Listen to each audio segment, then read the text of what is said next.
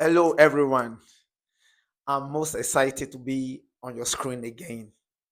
And this is one aspect of chemistry I actually enjoy teaching a lot of students, and that is organic chemistry. That is why I had to title it Organic Chemistry Masterpiece. And this is a selection of few questions that are very important or that are structured examination questions in JAM, in WAEC. It can also be a NECO examination question or AP or IB or IGCSE examination. Advanced A level, 100 level students in Nigeria University. Open your eyes and your ears clearly. And also, my friends from India, a shout out to my brother Katil in India and my my sister in Saudi Arabia, Selena. God bless you for your support. Now, in this particular question, be very listen. Questions are very tricky, so your mind must be well developed to actually answer questions. Now, the question says the conversion of alkyne to alkane is an example of dash. Is it oxidation, reduction, chlorination, dehydration? Now, be very careful. Remember, when you are trying to convert an alkyne to an alkane, it is simply an hydrogenation reaction whereby hydrogen is added to the triple bond. First of all, it will convert the unsaturated nature of this hydrocarbon, which is an alkyne, to saturated by the addition of an attacking reagent, which is hydrogen here. So, first of all, from alkynes to alkene, one mole of hydrogen. From alkene to alkane, another mole of hydrogen. So, this is a very tricky question. We know it is an hydrogenation reaction whereby hydrogen is added to alkyne, 2 moles of hydrogen to be precise, to give me an alkane. But there is nothing like hydrogenation reaction here. That is where you need to now think. Should it be oxidation? Should it be reduction? Should it be chlorination or dehydration? Now take note. Oxidation reduction. Oxidation simply means, listen, oxidation is the addition of oxygen, reduction, removal of oxygen. Oxidation is the removal of hydrogen, while reduction is the addition of hydrogen. You see how tricky it is right now? So they are not taking you back to readers. So because we know that from alkynes to alkane is an addition of hydrogen, the answer is simply reduction. Shekina, that is just the answer. Now, what is the common name of the acid with the formula? You were not asking for the IUPAC name.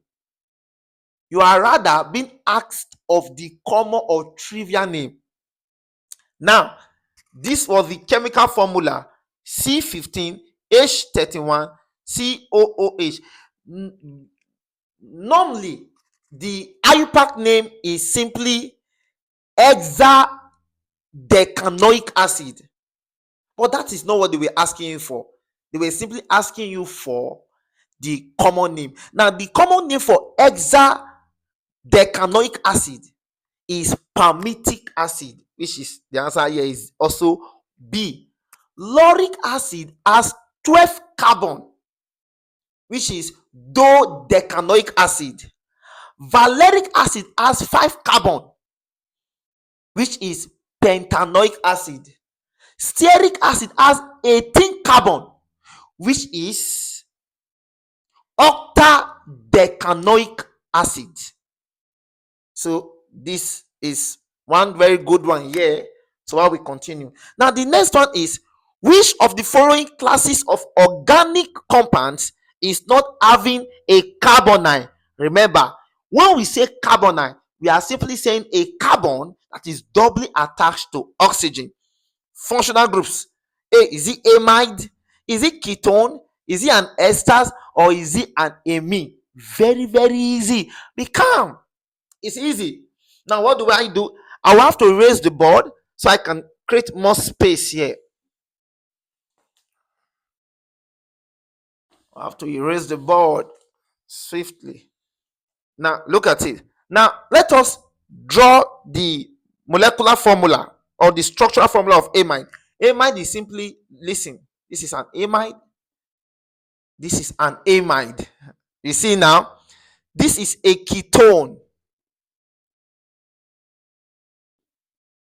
This is an ester.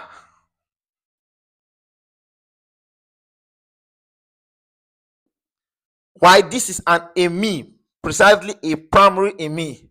Now, from these structures here, or from what I just drew here as their general formula, if you observe, amide has a carbonyl, ketone has a carbonyl, right?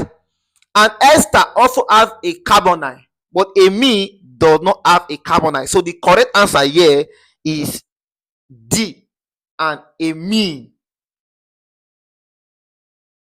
So that is the answer. Now, lastly, but before I tell you the last answer, have you subscribed?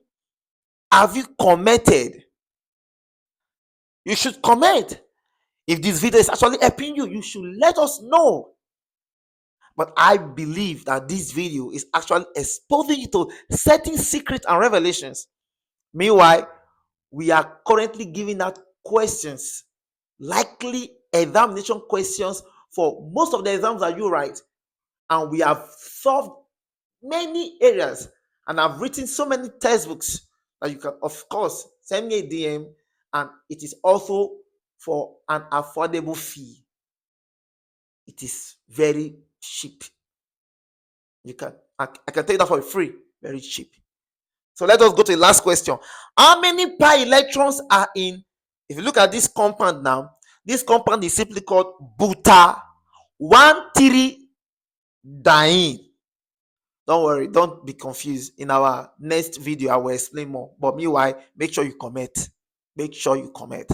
My friends from United States, do well to comment, right? Yeah, do well to comment. My friends from India, do well to comment. And of course, share the video to your friends who would actually need such an app. We are always available. This is my WhatsApp number for you to actually connect with me personally.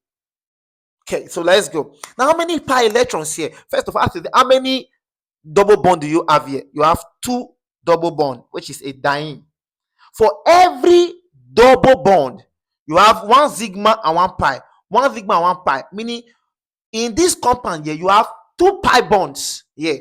1 pi bond here, another 1 pi bond here. And for every pi bond, it is 2 electrons that forms a pi bond. So altogether here, if I'm having 2 electrons here from 1 pi bond, 2 electrons here from another pi bond, so I'm having 4 electrons. So the answer is what now? C. And this marks the end of this video. I am most excited to actually be in this platform again. I am Adrenaline, the Bazooka Prophet, BSc, MSc, and PhD in chemistry. Thank you, and God bless you.